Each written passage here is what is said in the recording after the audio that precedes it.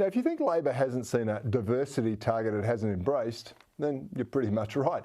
Last week saw the release of Labor's Diversity in STEM Review draft recommendations, which aim to bolster underrepresented groups in STEM units, that being science, technology, engineering and mathematics. Now, according to the draft recommendations, quote, improving diversity and inclusion in STEM means tackling power structures, culture and unconscious bias, end quote, and to increase access and belonging. Well, a far cry from the opposition's more logical approach favouring merit and skills over quota targets, but we've come to expect that from this government. Joining me now to discuss this is former Liberal MP Nicole Flint. Nicole, well done on uncovering this one. You wrote a brilliant piece on this push for equality in STEM. Language in the draft sentiment, the draft recommendations are similar to, I think, the sentiments expressed by that CEO of OceanGate, the submarine, you know, when it collapsed. And he said he had a bias against hiring middle-aged white men. Are we at risk of dumbing down our science and technology, mathematics, because we're just going down this path rather than merit-based? Yes, absolutely, Corey. And I cannot believe the government, I assume, has paid some experts. I'm sure they're all really good professionals and extremely talented people, but the draft report they've put together is just quite extraordinary. So they've targeted a very specific but large group of people, Corey. First Nations people, culturally and linguistically diverse people, women and girls, people living in regional and remote areas, I'll get back to them, people with disability, low socioeconomic backgrounds, neurodiverse people, LGBTQIA+ people. Now, Corey, I really want to know, why is your sexuality at all relevant to doing your job?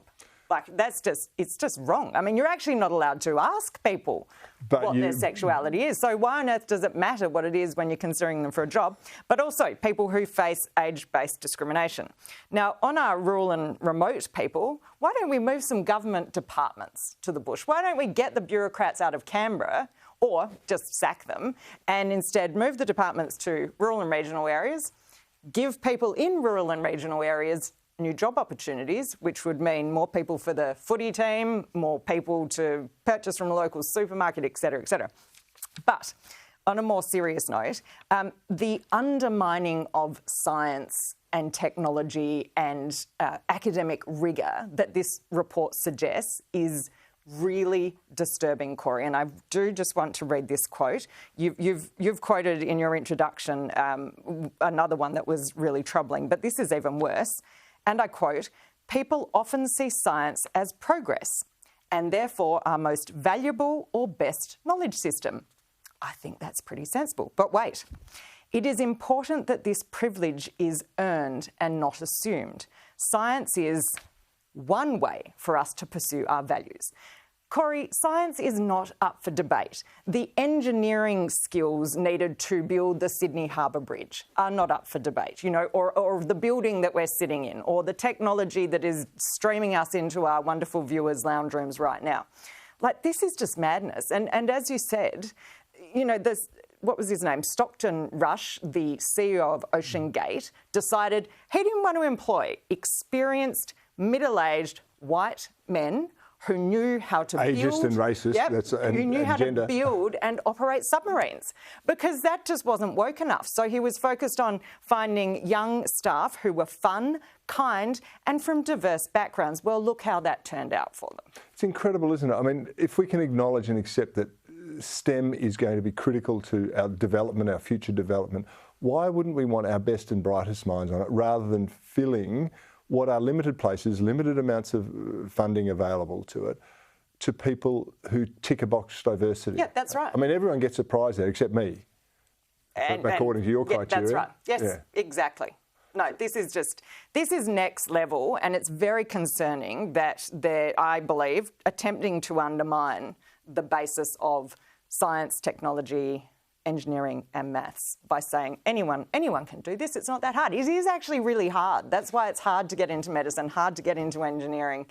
And it should be, but you know, we've seen the dumbing down of our education system already. Yes. Now, you know, you can be you cannot pass your year 12 and still get into university, and not as a mature age graduate. We're Yes. seeing people sponsored in there that can't read and write Yes. to Yes. the level of a former year 9 student. That's Yes. what university lecturers tell me. Yep.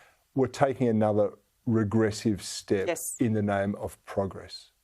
Alleged. Alleged progress. Yeah. I think we're going backwards, Corey. And one of the first recommendation, which is one of the many concerning recommendations, is that on top of all of this, we need to set up a new government department or unit to oversee this diversity in STEM, and there should be an independent council helping them along. So that is more taxpayers' money to actually, I think, put taxpayers' lives in danger.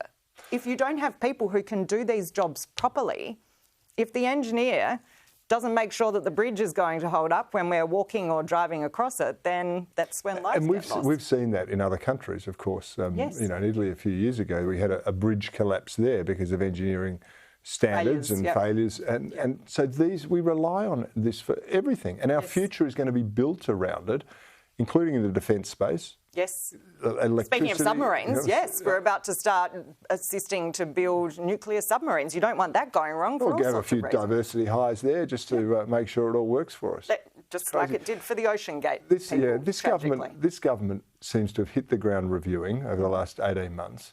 The reviews are now coming out. They are so stacked with factional, progressive mantras, which I think are regressive, that it really is quite a radical government, isn't it? Absolutely. Yes, but what do we expect from a government led by a Prime Minister who was from the radical left of the Labor Party? Well, he promised to govern for all of us, but unfortunately he's only governing for everyone who ticks all those boxes. Ticks all of those boxes, Corey, which is that's quite long. So it's going to be a very painful few years, I think, and hopefully the coalition will get its act together and be a competitive spirit at the next election. They have to be, because we're in all sorts of trouble if they don't. Yeah, that's exactly right. In the country, we can redress some of the balance sheet, but honestly, we can't let it fall too far. Nicole Flint, you're always ahead of the curve. Thank you for joining me.